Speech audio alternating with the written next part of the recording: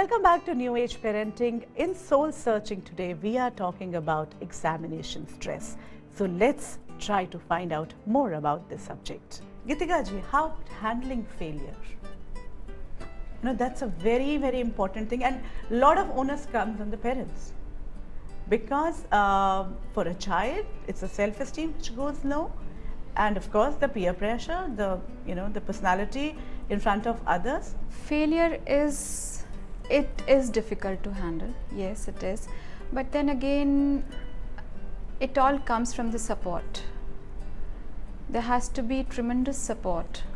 If you undergo any such thing, if you fail or if you don't score well or if you're not able to achieve what you were really looking for, then I think it's the atmosphere around you which says that no, you can do well, you can do it again. But how about really failing, failing the exam?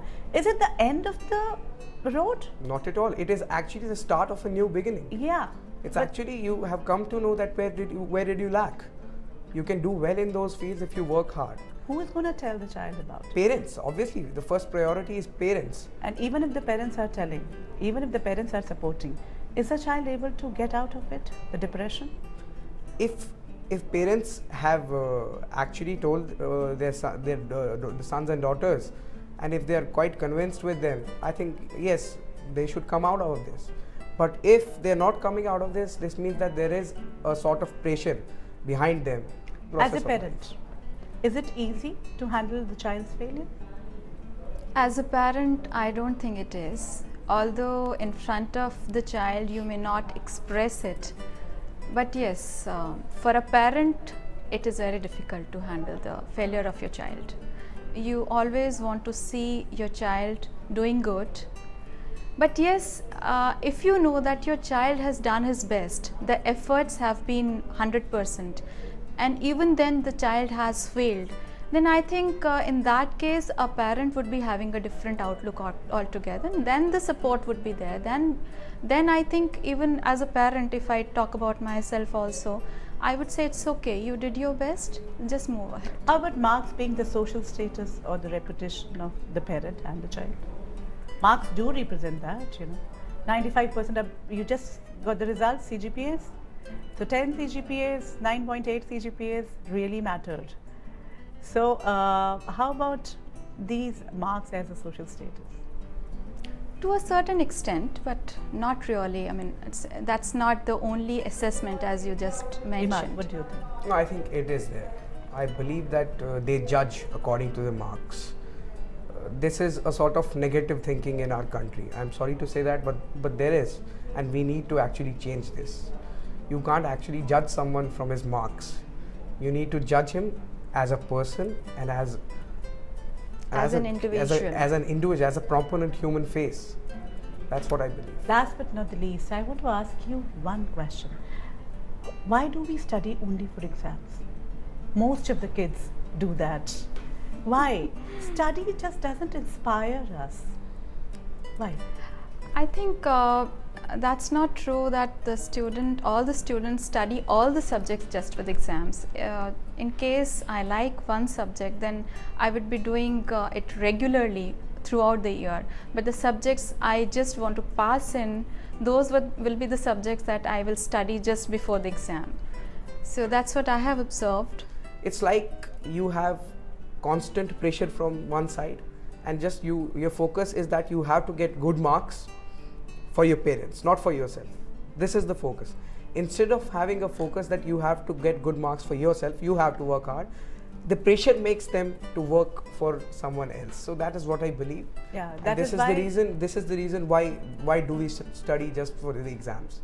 Otherwise, there is no other problem. Geetika ji, Iman, thank you so much for being here today, and all the best to you. We really look forward to a good leader in future. And a time now to really understand what is happening in our children's life. And in fact, we really need to know that who is creating that stress, that fear. Of course, there is peer pressure, but we as parents need to understand that subconsciously, consciously, we are becoming fearful. We are creating that atmosphere, even if on the face of it we say that we are very supportive. Deep inside, we are afraid of their failures, and especially academic failures. Unless or until we learn to deal with our failures, these situations will keep on coming back in our lives. Time now to map these conflicts. So let's move over to mapping the conflict.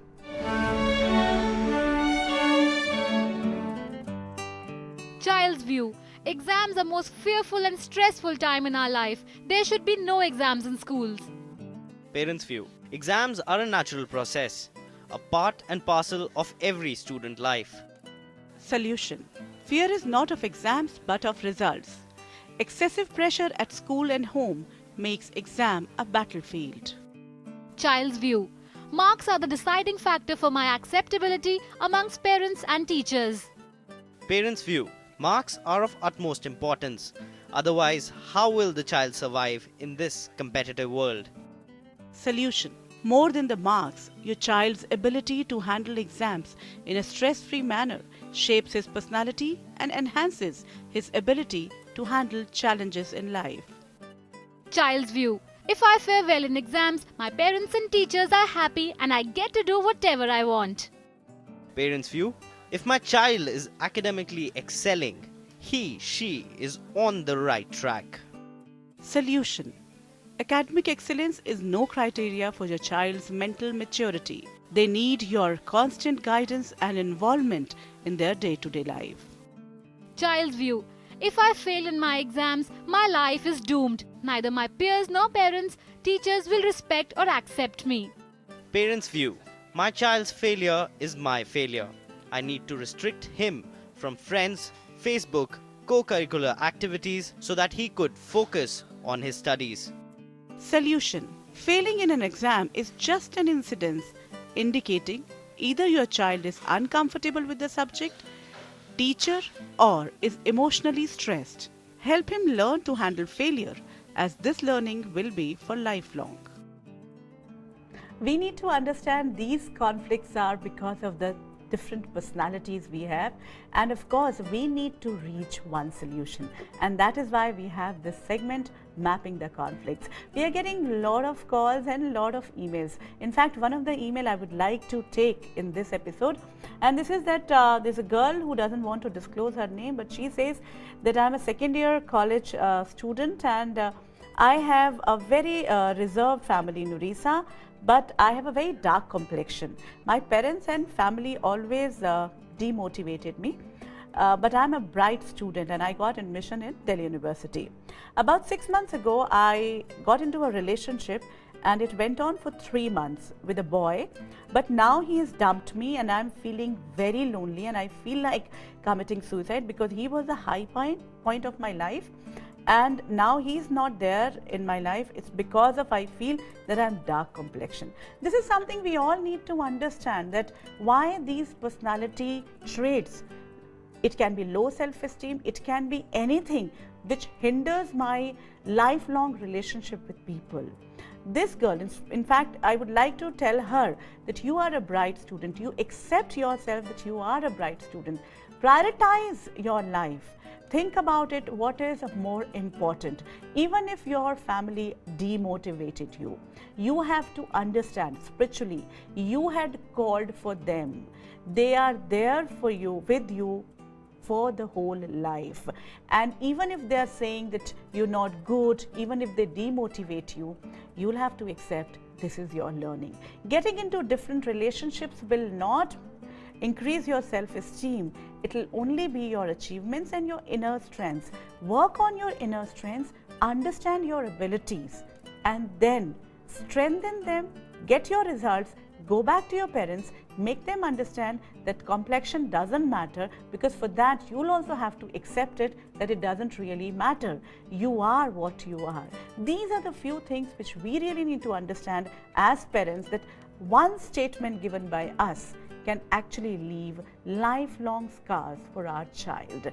Parenting is tough, but it is very creative, very interesting. We'll just have to flow with it and we will learn. Time now to take your leave, but before we go, I invite everyone out there, you can be a parent, you can be a child, you can share your problems. We would try to find solutions, because if there are conflicts, there are answers to it. So till the time we meet again, have a great time. Bye-bye.